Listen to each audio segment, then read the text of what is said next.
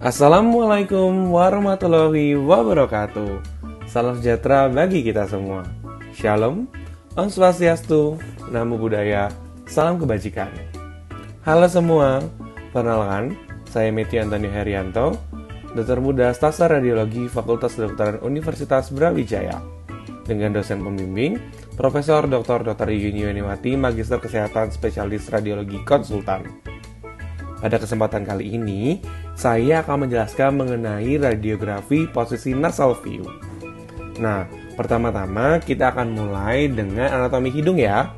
Nah, anatomi hidung, kalau kita lihat dari bagian luar, tentu sudah jelas bahwa hidung berada di bagian tengah dari wajah, di mana posisinya persis berada di antara kedua mata dan di bawah dari dahi, serta berada di atas dari bagian maksila. Yang pertama yang paling jelas terlihat yang pasti adalah tulang hidung atau os nasal, yang posisinya persis berada di bawah tulang frontal. Dan selain ada tulang nasal, ada kartilago yang juga akan membentuk dari rongga hidung itu sendiri. Nah, kalau di bagian dalam, tentunya terdiri dari beberapa organ, seperti ada superior turbinate, middle turbinate, inferior turbinate, ada vestibulum, lalu juga ada beberapa sinus paranasal, seperti sinus frontalis, sinus sphenoidalis, sinus ethmoidalis, dan sinus maxillaris. Selanjutnya kita akan masuk ke bagian radiologi dari nasal view. Nah, ada teknik apa saja sih yang bisa kita gunakan? Jadi ada dua teknik nih. Yang pertama adalah teknik radiografi dasar atau yang lebih kita kenal dengan X-ray ataupun foto polos. Nah, yang kedua ada prosedur spesial. Prosedur spesialnya apa aja sih? Yang pertama ada CT scan dan yang kedua adalah MRI. Nah, untuk teknik radiografi dasar nasal view atau X-ray, ada posisi apa aja sih yang bisa digunakan? Yang pertama, yang mungkin sering kita lihat untuk menilai dari organ hidung dan juga sinus adalah dalam proyeksi oksipitomental ataupun yang kita kenal dengan photo Waters. Teknik menggunakan proyeksi oksipitomental atau Waters ini, pasien akan menghadap film dan mengekstensikan kepalanya sejauh 45 derajat. Nah, sinar X-ray akan datang secara horizontal melalui tulang oksipital menuju maksila dari bagian belakang pasien, seperti foto berikut ini. Tulang hidung dapat terlihat dalam proyeksi oksipitomental ataupun Waters. Namun, detail dari tulang kurang baik. Walaupun fraktur dan displacement dapat terlihat, masih diperlukan nih dua proyeksi lain untuk dapat memberikan demonstrasi yang lebih baik.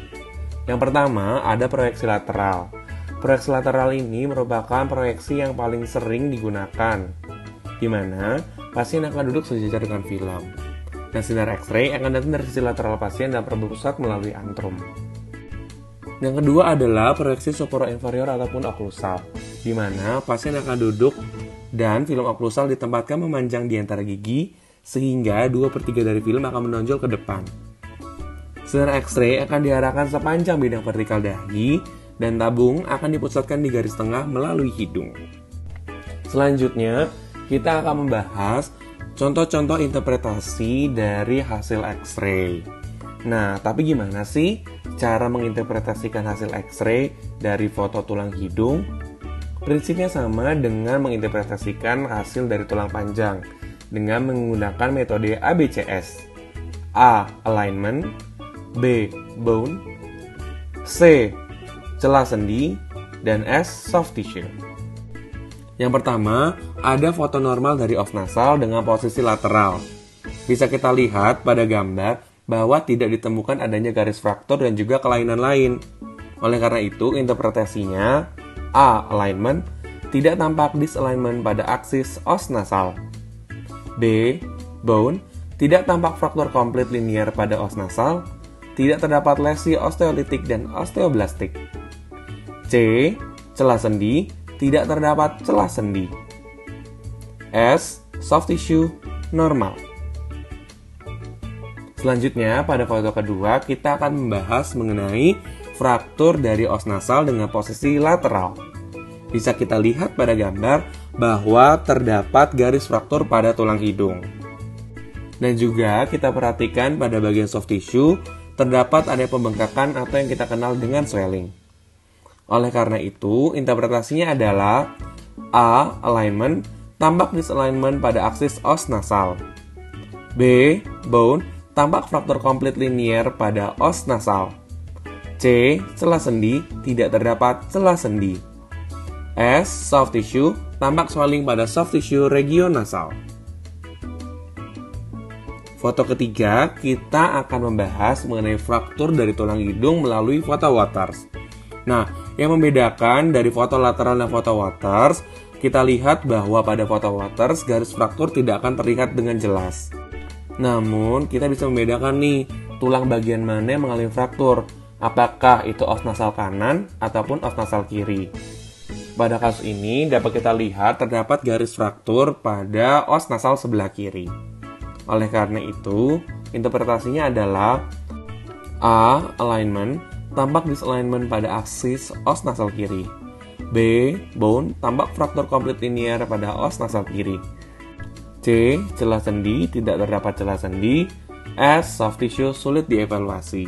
Nah, kenapa sih untuk soft tissue dari foto Waters sulit dievaluasi? Kita tahu bahwa soft tissue yang menyelimuti hidung berada di bagian atas dan juga lateral dari hidung. Nah, karena foto Waters ini diambil dari belakang, tentunya detail dari soft tissue tidak akan terlihat karena tertutup oleh organ-organ lain yang berada lebih posterior dibanding hidung. Selanjutnya, kita akan membahas mengenai foto adanya temuan tumor melalui posisi PA dan juga lateral dari tulang kepala.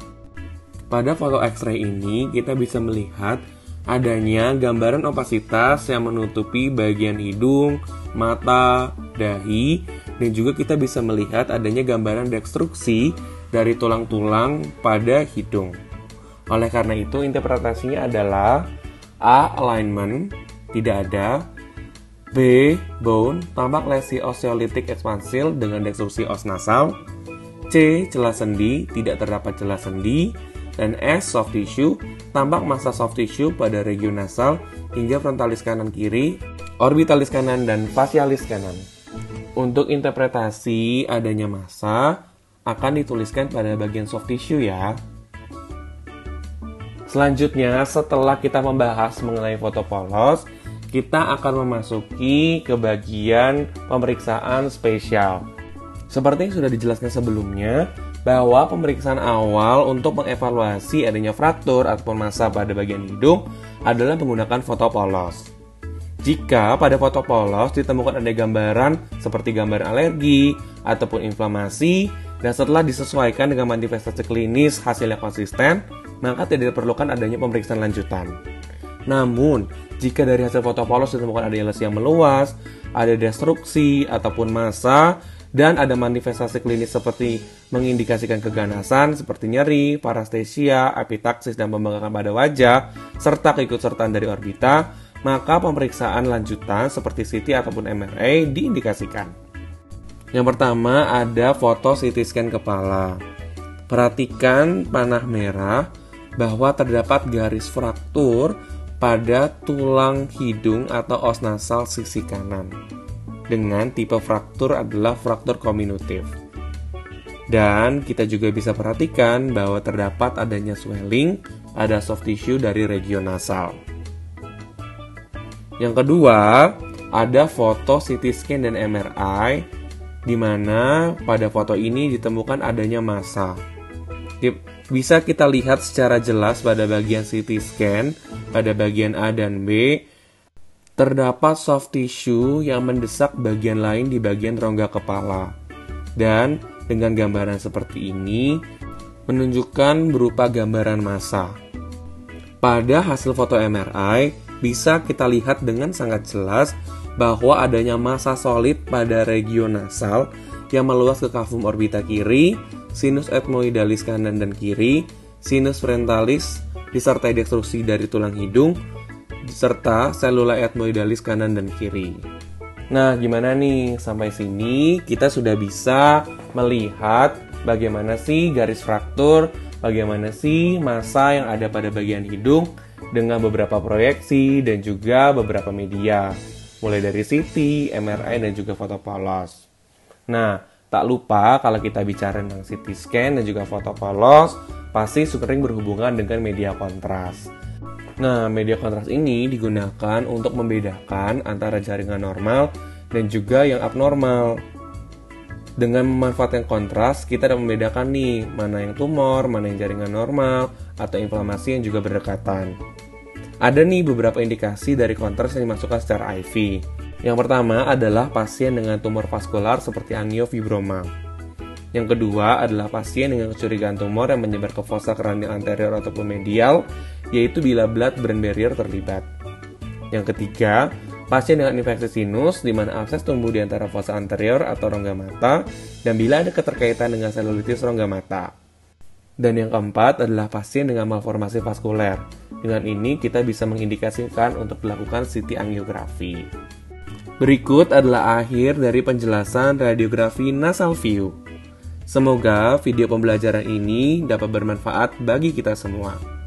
Terima kasih. Wassalamualaikum warahmatullahi wabarakatuh.